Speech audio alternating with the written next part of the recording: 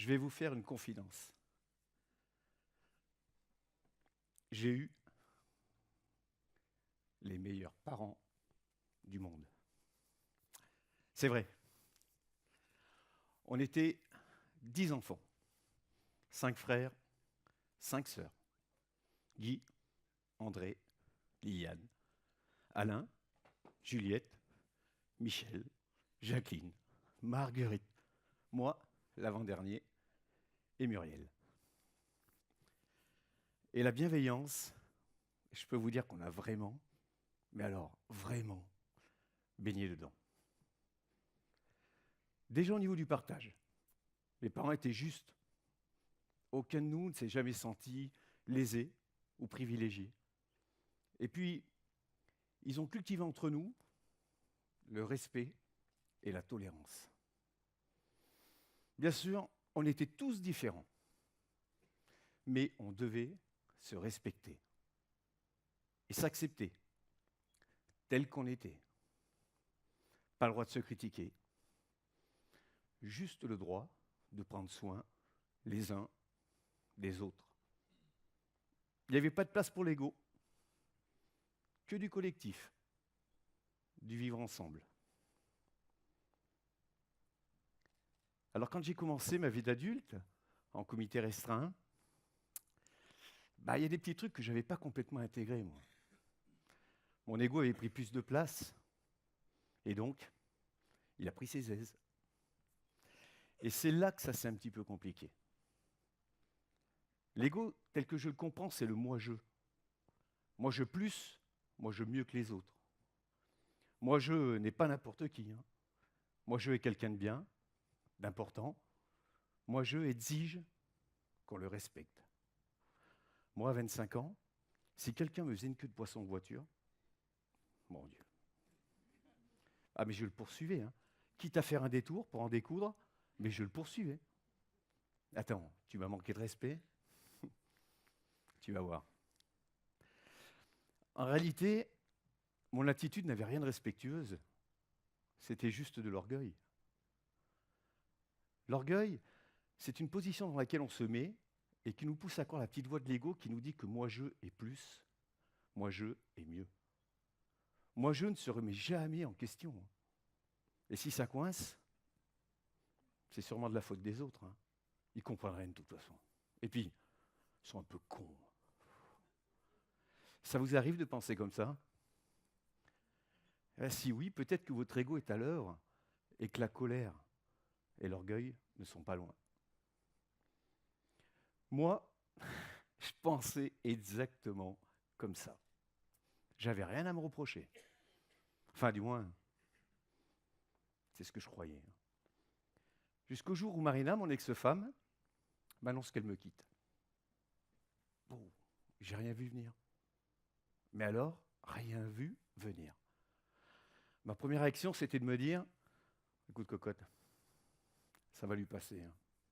Bah ouais, moi j'étais confiant, j'avais été fidèle, puis franchement, moi je étais quand même vachement bien. Non, elle va revenir. Et puis non. Elle est partie pour de bon. Alors du coup, la colère s'est emparée de moi, une colère nourrie d'orgueil blessé.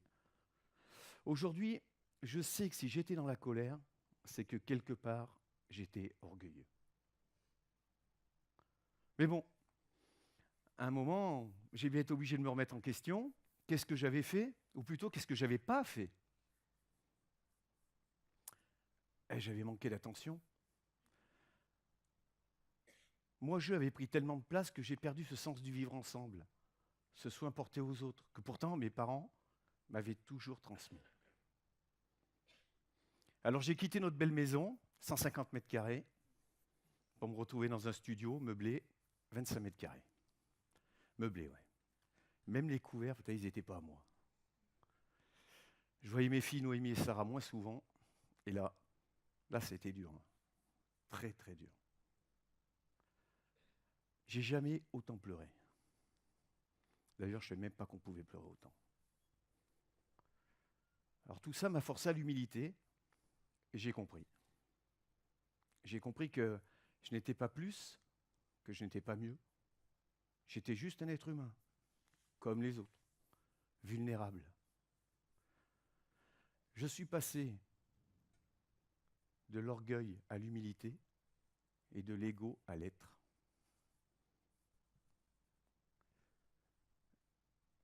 J'ai cheminé, hein, mais ce n'était pas encore gagné. Parce que je ne vous cache pas que le jour où j'ai ramené Noémie chez sa maman, dans notre ancienne maison quand même, et que j'ai vu des vêtements d'homme sur l'étendage, l'orgueil et la colère sont remontés vite fait. Hein. Bon, rapide, j'ai pris les vêtements, je les ai mis dans les toilettes, j'ai bien bourré le tout, j'ai tiré la chasse, 3 fois. Ouais, marrez-vous, ouais. J'ai foutu un sacré bordel. Hein. Au point que je me suis retrouvé au poste, en garde à vue. Mais quel con. Je me revois encore dire aux flics, mais j'ai tous mes points de permis, j'ai jamais de PV, en garde à vue moi. Plaisanter, c'est une blague. La garde à vue, c'est pour les autres, c'est pour les délinquants, mais pas pour moi, c'est pas sérieux.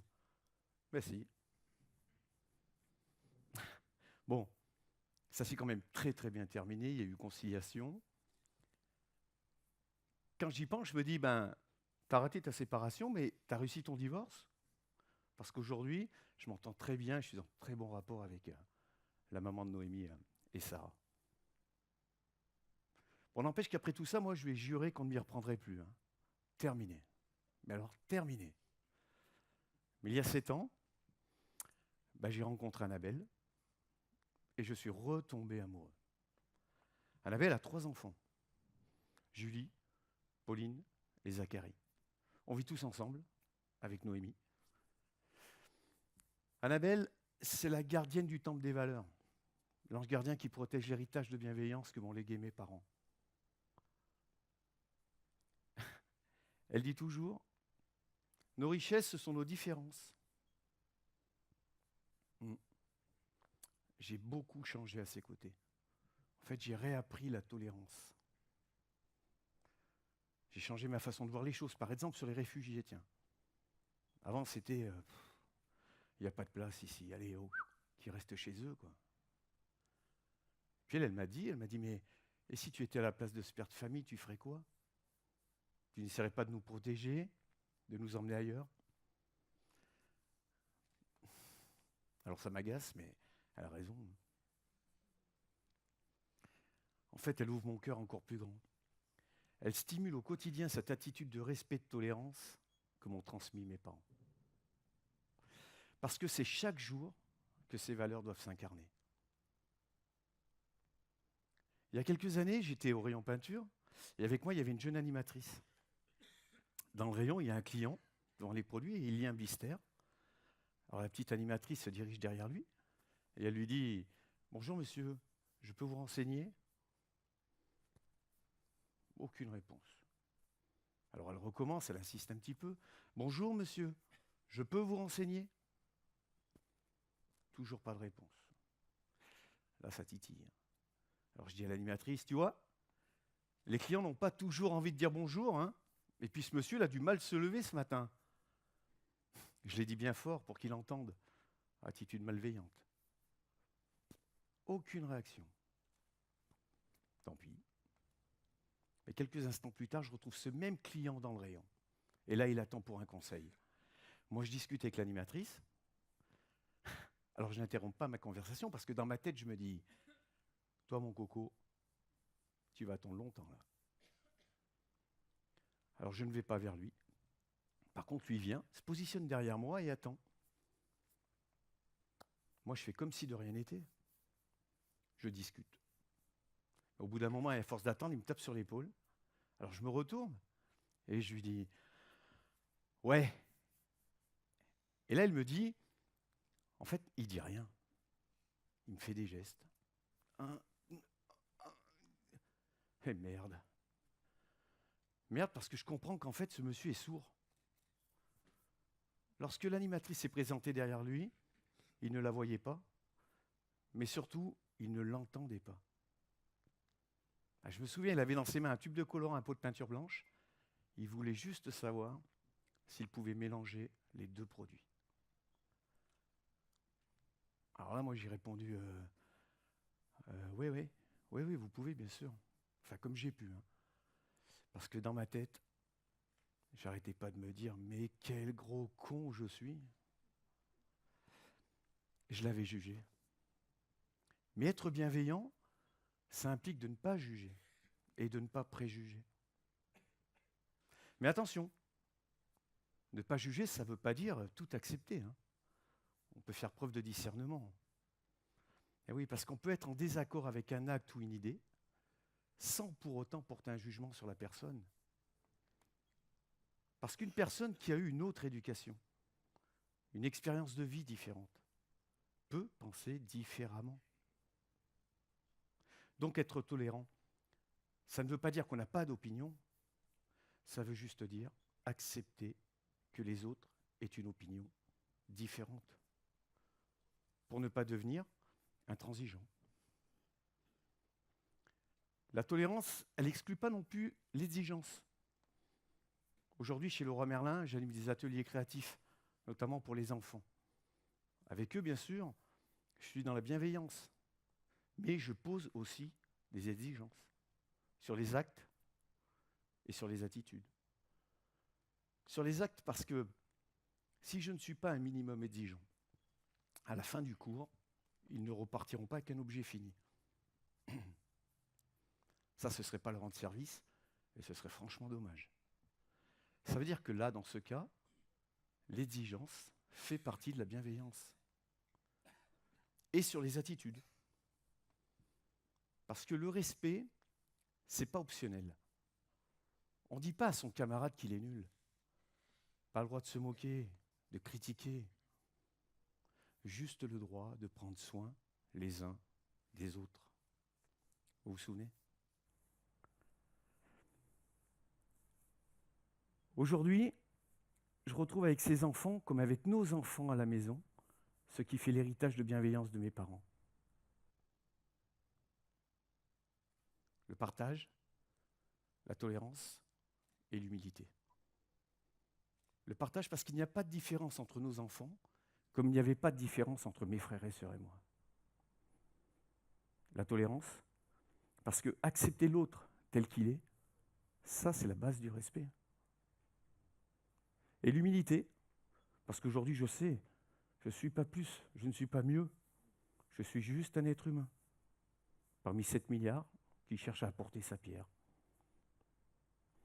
Partage, tolérance, humilité. Ce socle de bienveillance, je l'avais en moi. J'ai juste réveillé, tout doucement, au fil des années. Et ma pierre aujourd'hui, c'est de le transmettre. J'ai toujours voulu transmettre, toujours. Mais il m'aura fallu attendre d'avoir 50 ans pour être bien aligné et pour pouvoir le faire. Sereinement. Comme avec vous, ici, maintenant. Vous savez,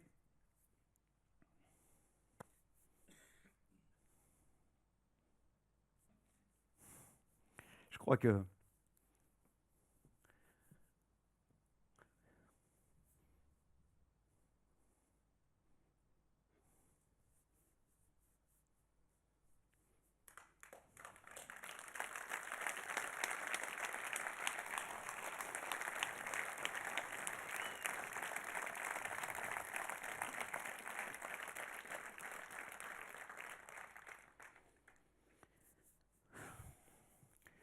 ce n'est pas un hasard si aujourd'hui encore, à 50 ans,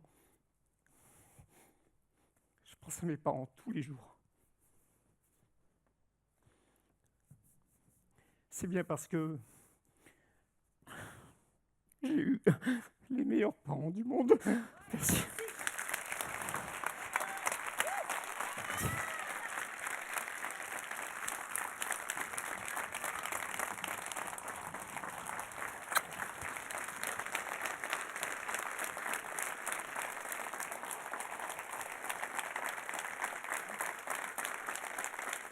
Merci.